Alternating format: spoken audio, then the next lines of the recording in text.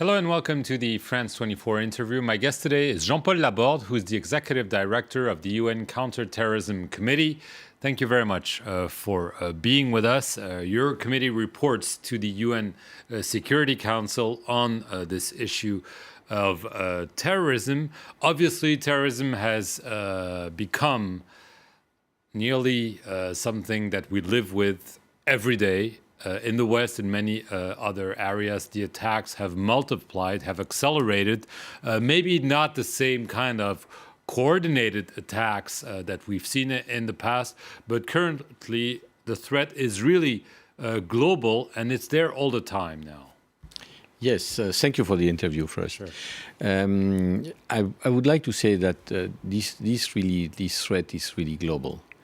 And while the threat is global, we need absolutely international cooperation, especially in all the issues related to criminal matters, all the issues related to intelligence. And we need to cross the information as much as we can.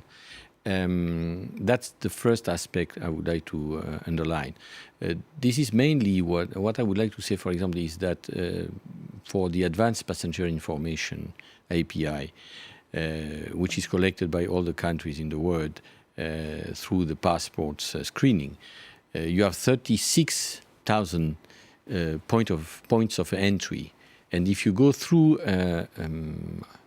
ICAO, you will have 1 point of entry.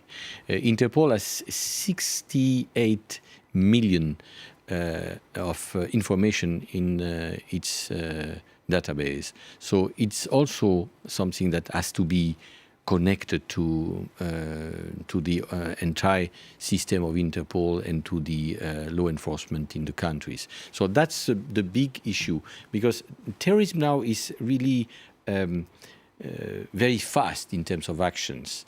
So we have to be as fast as they are. Probably we are still lagging behind, and we have to put our efforts to really connect this information that we have as quickly as possible. But is that happening? I mean, we see here Yes. in Europe, it's already difficult. Inside the European Union, you have countries that have also very different views about terrorism, about geopolitics. Why would they collaborate? I mean, why would there be more information sharing if they have different views? The views can be different, but the terrorist attacks are growing.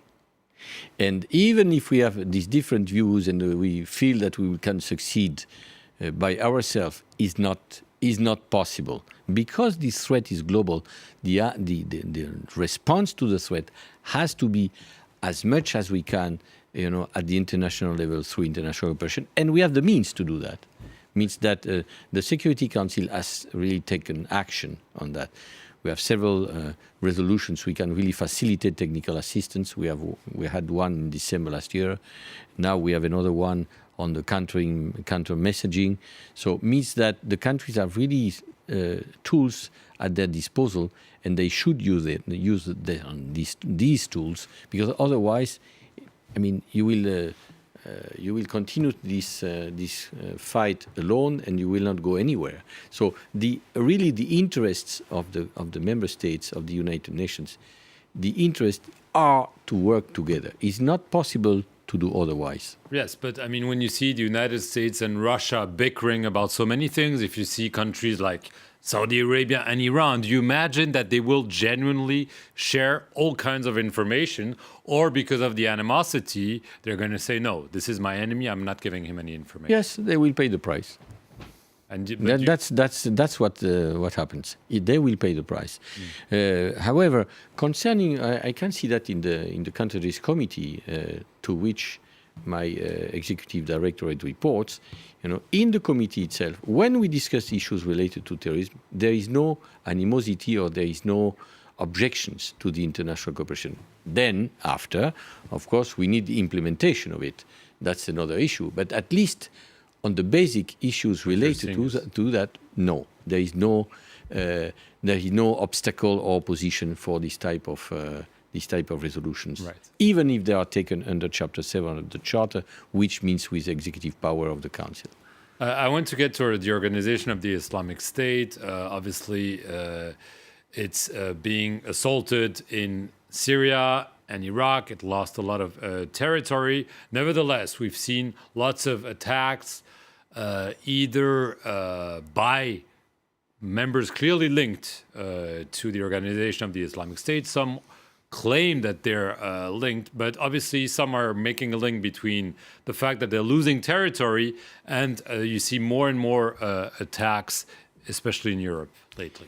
Well, first we have to be very satisfied about the fact that there is a loss of territory for ISIL Daesh. That's absolutely a positive development. Why? Because of the loss of territory, we can feel that there is this sentiment, this feeling of having a so-called caliphate somewhere is disappearing. So that's a very good point. We cannot complain about that. In the same time, of course, Daesh fighters are very agile, and also the management, if I can say that, of Daesh is very agile, and they move towards different directions. First is that the incitement to encouragement to many of the, to whoever are in the countries in the world to commit terrorist acts on behalf of Daesh. And this is something that we have to look after. Second, also the fact that the Daesh works through internet. So that's this incitement is very easy to do, wherever they are in the world. So despite the fact that the territories of Daesh diminish, this is really something that we have to take into consideration, because we have to move forward concerning the surveillance of the people who are more and more attracted by these theories of Daesh. Right. I mean, the difference is now those being attracted are not able to go there because the territory is getting smaller and more dangerous, obviously. But nevertheless, there are battle-hardened militants in those areas, and they could return either to their native country or other countries. And even though there's more control, they're probably much more dangerous. They are much more dangerous. You are perfectly right. This is why we need international cooperation, both at the intelligence level and at the criminal matters level, with, of course, the respect for the rule of law. But this cooperation is needed. This is something which is extremely useful, needed, and absolutely indispensable, because otherwise these fighters who remain in the areas of Iraq and Syria, when they come back, could be extremely dangerous, absolutely. So I think that now we have made a lot of progress with Frontex, with cooperation with many countries around this area of combat. But still, we have to really increase still this type of cooperation. Right. Just the last issue, the war chest of ISIL, did it also reduce quite a lot because of the loss of territory and so on? What's your assessment of the finances of the big news here is that from 2.5 billion to $3 billion 16 months ago, now the resources of Daesh are about 13, and I explain 13 millions of dollars, which means a big loss. 95% yes. loss. So this is really something that which is still very encouraging. However, again, the means that you need to encourage terrorist attacks through internet are very cheap. So that's still the point.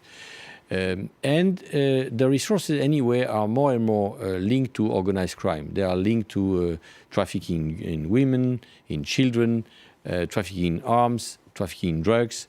That's because of the reduction of the territory. They have not anymore the capacity of taxation on on the people living in the area they control. So you believe that the fact that their finances are in dire straits is also an important news because it makes them less attractive and less able to buy weapons and dispatch fighters. And also they cannot pay the fighters anymore the way they paid them before. Right. Okay. Thank you very much, Jean-Paul Laborde, for coming on the France 24 set. And thank you for watching this interview. Stay tuned for more news.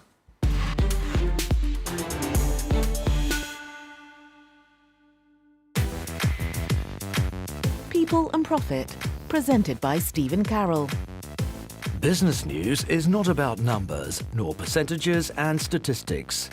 Business news is about people and how we live our lives. People and Profit goes beyond numbers to analyze how the global flow of money and profits shape our world. Intelligent and accessible, the show cuts across business, economics and politics.